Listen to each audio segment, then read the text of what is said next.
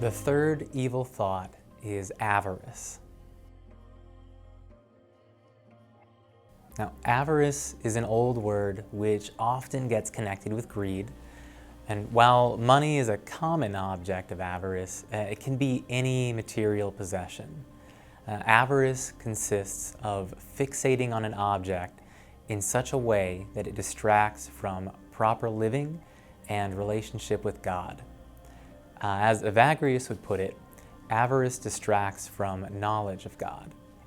Now, before going any further, physical objects are neutral. I just want to be sure to say that. In a sense, they are even good, as they are gifts from God, either directly through creation or through humanity's God-given ability and intellect to invent and fashion incredible things. Just to touch on money, money is not evil, and there are many instances in the Bible in which wealth is a way to show a person has been blessed by God. Sin enters in when a material object takes a higher priority than it should. A created thing becomes more important than its creator. It starts with attaching oneself to a possession. The object gains greater and greater value in one's eyes. The object offers a little comfort, a little security, and after some time, the object becomes the primary source of comfort and security, taking away from dependency on God and building dependency on something which does not care for you, does not offer anything lasting, and can be taken away at any time. Avarice describes avarice as a weakness to the fear of the uncertainty of the future. Fear of the unknown is one of the strongest emotions and can drive a person to act without reason. As avarice grows, the desire to hoard takes over. Not knowing the future, avarice tells us that there may be a time when there is not enough. Avarice prevents us from believing that God will provide for us. I think it's easiest to think of money as a source of avarice. It is both an object and a means to procure other objects. It is an easy source of security and comfort.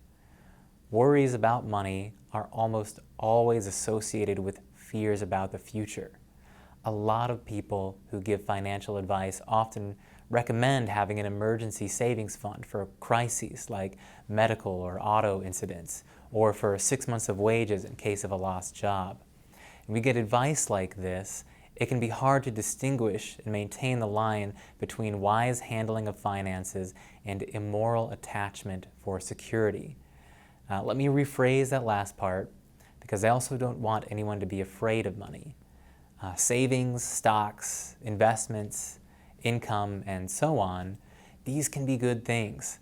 I think with everything it starts out as good, but quickly becomes corrupted or used for ill because we are in a fallen world in which nothing is left untouched by sin. Wise use of money can become a bad thing if it becomes the means of security instead of part of the wise living which God has prescribed. I'll give another example. Think back to the beginning of the COVID-19 pandemic. People scrambled for toilet paper and hand sanitizer.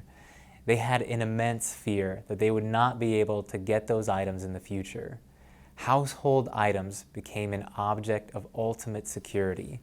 Fear and obsession quickly overcame a mass number of people. And as everyone saw, those that succumbed to fear and selfish motivation had an effect on everyone around them. What is the opposite of avarice? Charity. Avarice instructed believers to practice charity by giving away material possessions. This showed that one is able to give up objects for a good cause and relinquish any hold they may have. That seems backward and very difficult. I mean, we work hard for the things we have. We've earned them. They are the fruits of our labor. And what I mean by charity is being open to the needs of those who are in need. As we learn to rely on God for our provisions, we should be open to being the way which God uses to provide for others. And when we do encounter a situation like that, we act with as little hesitation and resistance as we possibly can.